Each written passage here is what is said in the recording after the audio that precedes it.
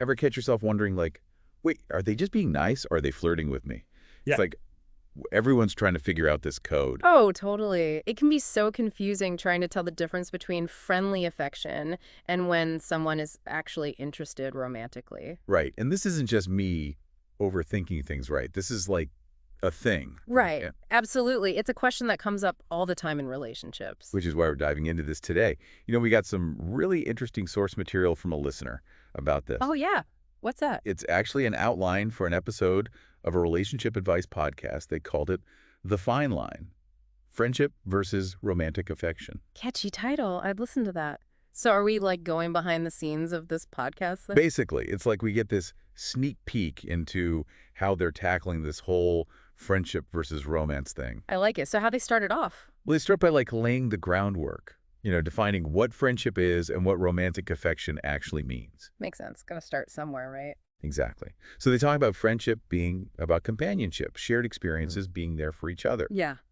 the usual. Right. But when it comes to romantic affection, that's where they really start to dig into what makes it different. Yeah, because it's definitely not just about liking the same things or hanging out. There's something more there. Exactly. And the source material really zeroed in on the emotional needs each relationship fulfills. Interesting. Because they both fulfill emotional needs, it's just in different ways. Exactly. So it's not just about what you do together. It's about what each connection provides for you on a deeper level. Like, think about it. Friendship, that's like your safe space, right? Right? It's that bedrock of stability, that feeling of being accepted for who you are no matter what. Yes.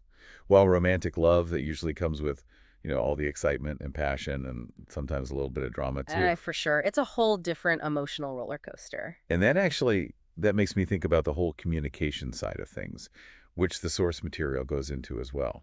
Oh, totally. Because how you talk to a friend versus someone you're romantically involved with, there's definitely a difference, isn't there? Huge.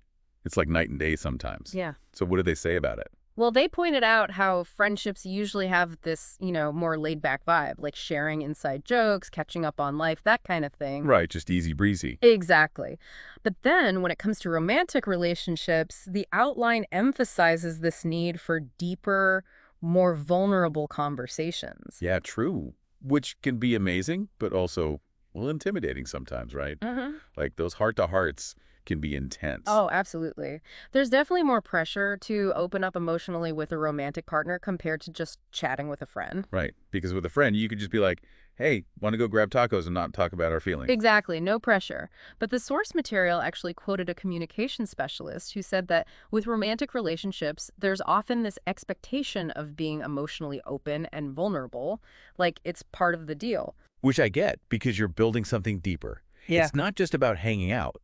It's about really knowing each other. Right, exactly. It makes you realize, though, how important it is to be in tune with the other person's communication style. Yeah, for sure. Like, it's not just about those big, serious talks, but noticing those little things, Right. how they text you, how they show affection, all of it. It's true. All those small details add up to paint a bigger picture. Okay, so are you ready to get to the part where it gets really interesting? Mm-hmm. Because the outline also delves into physical touch. Oh, yeah, here we go. This is where it gets kind of tricky. Right. Because a hug from a friend is way different from a hug with someone you're into, Totally. Yeah. Physical touch is such a powerful thing, and how we interpret it depends so much on the relationship, like who it's coming from. Right. So the source material actually gave some specific examples, like in a friendship, a touch might be a quick hug, maybe a high five, something casual. Right, right. But then with romantic partners, touch tends to linger a bit longer. You know what I mean? Oh, yeah, for sure. It's way more charged. And to really unpack this whole touch thing, they actually included this fascinating soundbite from a social psychologist. Oh, wow. What'd they have to say? Well, get this. They talked about how our brains literally process touch differently depending on whether we see it as friendly or romantic. Really? So, like, even if it's the same touch, it can feel different in our brains. That's what they're saying. It's like our brains are wired to pick up on those subtle cues that tell us if it's just a friendly gesture or something more. Wow, that's wild. It's like our brains know before we consciously do sometimes. It makes you think about that whole friend zone idea, which can be kind of, a touchy subject. Yeah, it gets thrown around a lot. But this podcast outline, it actually tackled it in a really thoughtful way, don't you think? Totally. They steered clear of that whole negative stuck in the friend zone thing. Right. And instead, they framed it as navigating transitions. Like it's a process, not a dead end. It's exactly. Which is way more realistic, right? Yeah. Feelings change and evolve, and it's about respecting those changes, both in yourself and the other person. Absolutely. It all comes back to that open communication thing we were talking about, because avoiding those conversations, especially when things feel a little awkward, usually just makes it worse in the long run. So true. And it doesn't matter if you're hoping for something romantic or you just want to stay friends, being honest is key. Yeah, 100%.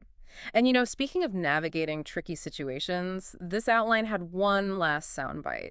This time from someone who actually made that transition from friendship to romance. Oh, wow. So they've been there, done that.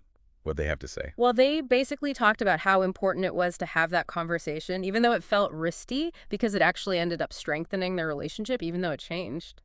You know what I love about these deep dives? Hmm. Is even if we're not, like, actively trying to figure out if someone likes us, understanding all this stuff about friendship and romance, it just makes all our relationships better. Totally. It's like having this whole new perspective on how we connect with people. Right. Yeah. Because at the end of the day, it's about recognizing those differences, avoiding misunderstandings, Yeah. all that good stuff. So to everyone listening, next time you're wondering, are we just friends or is this something more? Remember what we talked about today.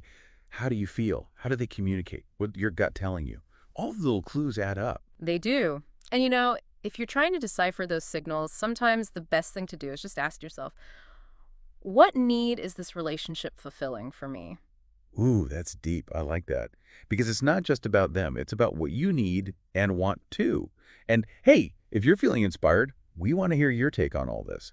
Hit us up on social media with the hashtag friendship romance. Let's keep this conversation going. Until next time, stay curious about those connections.